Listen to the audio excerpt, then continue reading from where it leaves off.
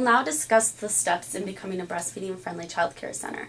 Step 1 is to designate an individual or group who is responsible for development and implementation of the 10 steps. It will be important for your child care center to establish a group. This may be a small group of individuals or just one particular person depending on the size of the center.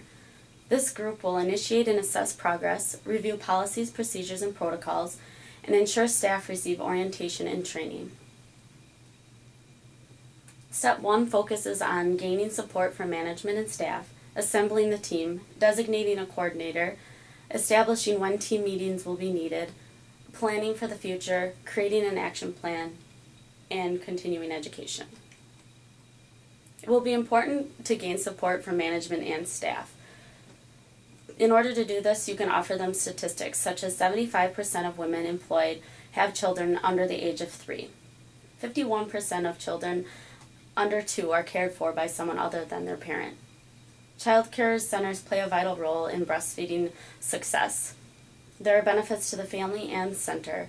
The center is a great place for resources to be available for the families, not only on who the family can communicate with in the community and gain insight from, but also to allow them to have information readily available on the importance of breastfeeding and how to continue with breastfeeding as they go back to work.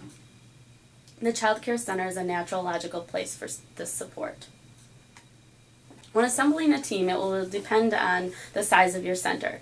If the center is a larger center, it might be a small group of individuals working on this project. If it is a smaller center, you might only have one individual. Both management and direct staff of the larger centers should be involved in the process. It will be important to designate a coordinator who will be responsible for establishing policies and procedures, fulfilling the action plan requirements, and keeping in contact with the breastfeeding-friendly child care center coordinator. You may also want to establish team meetings. Team meetings can be as often or as unoften as you would like.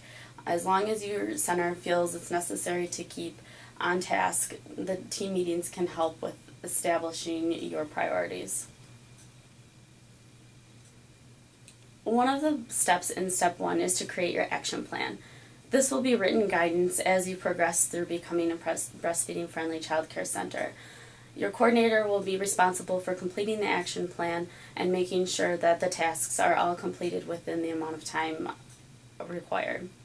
There is an example that can be found in your toolkit.